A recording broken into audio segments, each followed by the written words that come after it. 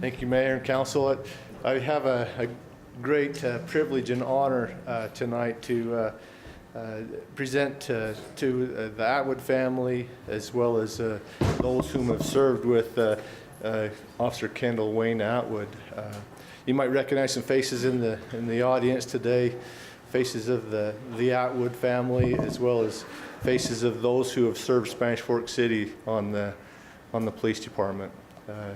We have been working on this for quite some time, but let me kind of give you, I know that the council is all aware of this, but for those that don't know, let me kind of give you a little bit of a history about Officer Atwood and what had happened with him. He and I were actually hired from the same roster. We both applied at the same time back in 88? Oh. Not a long time ago. And he and I were both hired off of that roster. He came from the Price area, and me, of course, from Mapleton. But I had the opportunity to work for him for several years here in Spanish Fork, and he was fun to work with. Always had a sense of humor about him. But one of his assignments back in the day was the DARE. He was our first DARE officer. And you know how important it is for officers to develop a relationship with the community, especially the children. And Officer Atwood was able to be our first one and did a fantastic job at that and got us started right. There's a quote by an individual in life that says, if you start right, you go right. And you end right. And so we did that with our DARE program, and a lot of that falls on Kendall's shoulders. Back in 1999 in October, Kendall was on patrol.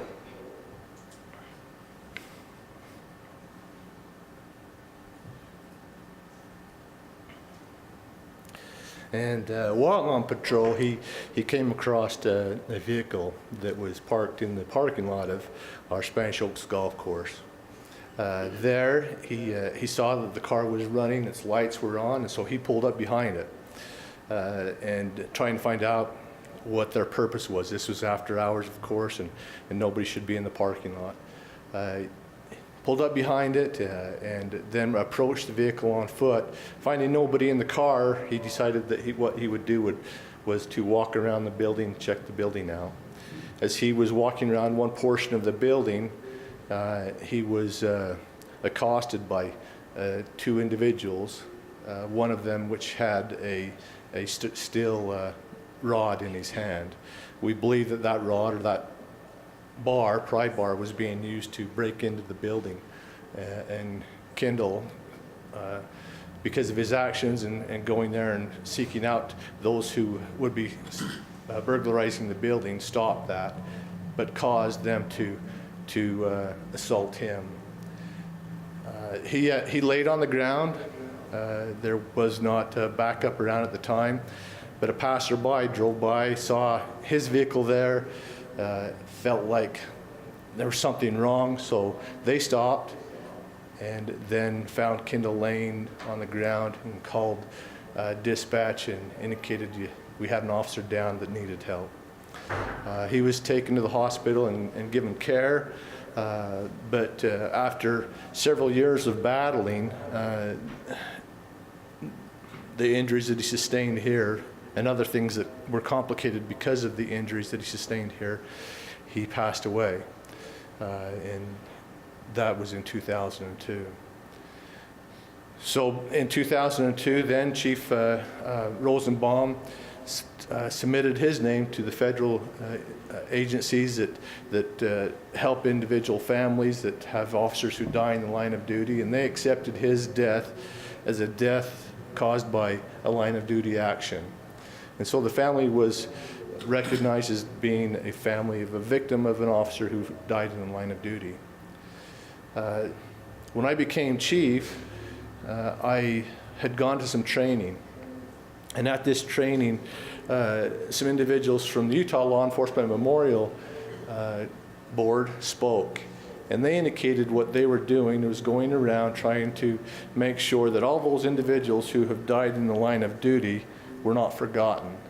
that they were able to be recognized in some fashion, so that the people can see those who gave the ultimate sacrifice.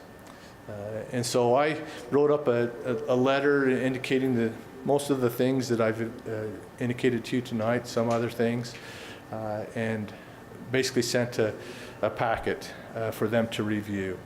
And they reviewed that packet, and because of their desire to recognize others, Kendall was approved to be part of their Utah Memorial, Law Enforcement Memorial. And I've asked one of their board members to come today and talk to you a little bit about the Utah Law Enforcement Memorial, what they do, and their activities, and then he has something that he wants to share with you. So, Brian Clement.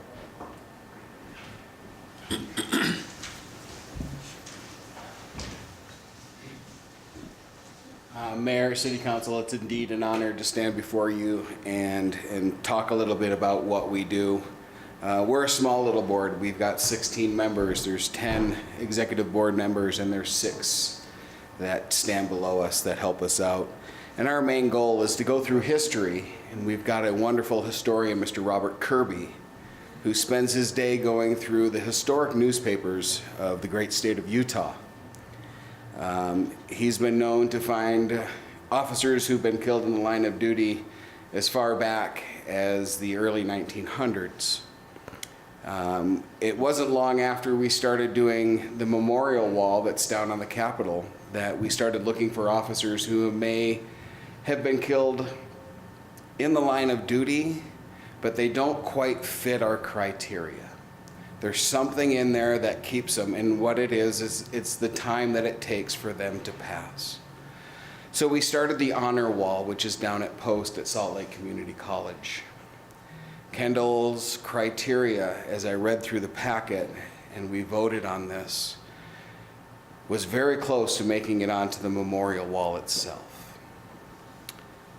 I read through letters that were written by the great citizens of Spanish Fork about Kendall's actions as a law enforcement officer, how he impacted children that he came in contact with at the schools, and how wonderful Kendall was. It was indeed a great loss for this community when this occurred. I'm charged with standing over the honor wall. It's my job to find officers who meet this criteria, and I can tell you there are many, many more.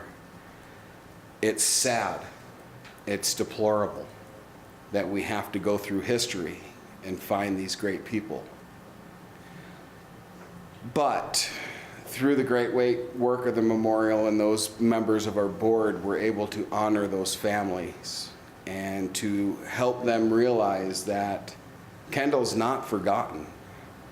Chief Adams has made it very clear that Kendall is not forgotten.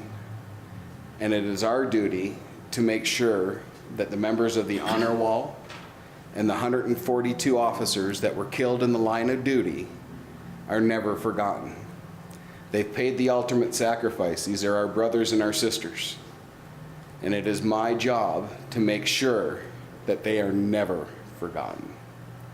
I'd like to take just a brief moment to present the family with a plaque that will go up at Post so that every cadet and every graduating class will know who Kendall is, that they may take a little bit of Kendall with them on their next patrol. And it may just be what they need to remember to save their own lives. So if I can get a member of the Atwood family. Showing us.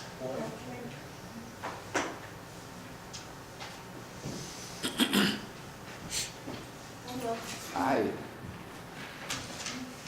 On behalf of the Utah Law Enforcement Memorial, I'd like to present you with this plaque in the remembrance of Kendall. It is indeed a great honor to have read the history that I have on him and to understand what a great man that he is. And I will make sure through my lifetime that he will not be forgotten. Oh, thank you. I appreciate you guys so much. Thank you, sir. you so much. Oh, So this plaque that Brian's handed to Shauna here is actually going to be on his wall. It'll be on the wall at Post down at Salt Lake Community College. There's a memorial down there as well that has all the officers that were killed in the line. And so we didn't want Shauna and her family not to be without, so we made oh, the same plaque for her and her family to okay, take. wonderful. Okay. All right, so that one's. Yeah. We'll switch. Sorry. No, that works great. Thank you so much. You bet. Thanks, Brian.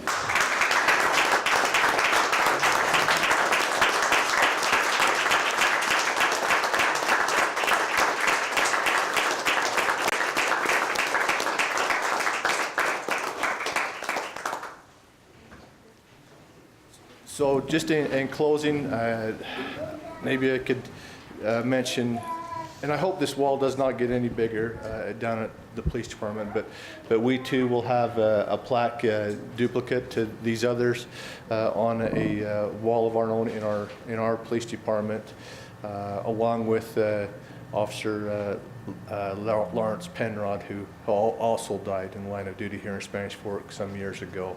You might remember the story of him getting hit on Main Street by a car. But those two individuals will both be on our honor wall. Hope never to add to it.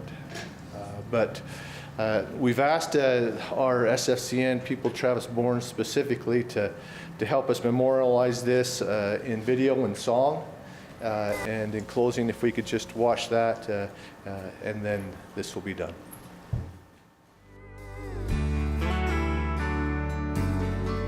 When that old Wild West needed taming, a special breed was born, instilled with the courage to walk behind the stars. Make us stand for the rights of man, knowing it could mean their life. But somebody had to draw the line between wrong and right.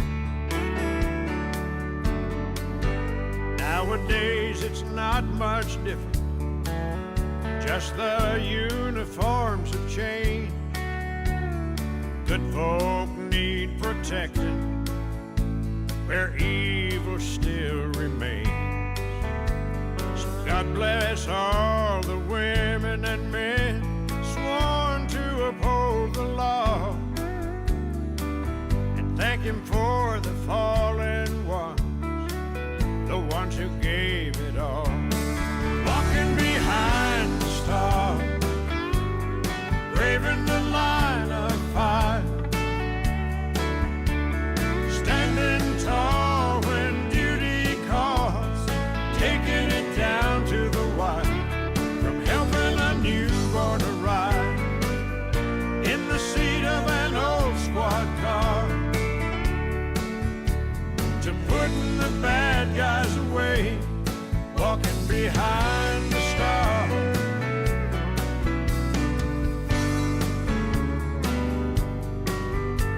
They're putting the bad guys away, walking behind the star.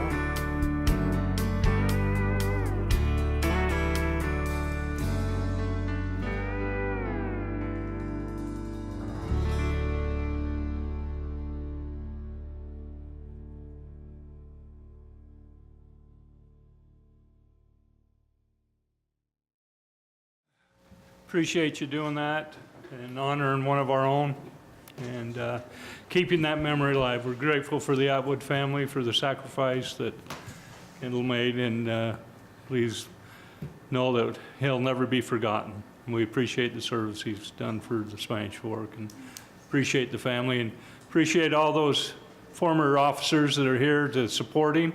I look at over here, and there's a lot of people here that served on the police force and have retired, and thank you for your service and thank you for being here tonight.